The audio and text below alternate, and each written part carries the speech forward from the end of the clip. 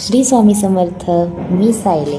तर आज मी छोटीशी रेसिपी घेऊन आले. नवीन अशी नाही, जी मागच्या ब्लॉगमध्ये होतं टोपातलं थालीपीठ तेच आहे. ते मी तव्यात करणार, कारण मला टोपातलं थालीपीठ येत नाही.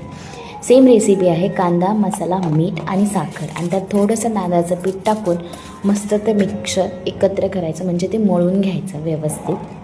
आणि त्यानंतर व्यवस्थित मळून झाल्यानंतर ते थापायला घ्यायचं. थापायला आपण आता घ्यायचं तेलाची पिशवी.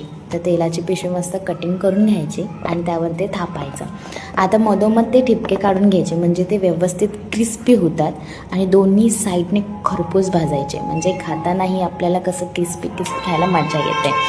तर हे आता मी तव्याला किंवा म्हणजे पॅनला तेल लावून घेतलं आहे आणि आता ते मस्त त्या पॅनवरती मी टाकणार.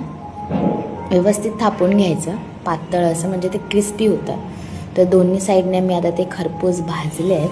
आता याच्यासोबत तुम्ही दहीसोबत खाऊ शकता, लोणच्यासोबत खाऊ शकतात, पण मी ते कोरा चहा केला आहे आलं टाकून. तर कोरा चहासोबत थालीपीठ हे खूप भारी लागतं. तुम्हीही ट्राय करा आणि कमेंट करून नक्की सांगा की थालीपीठ कसं झालं आहे. Bye bye.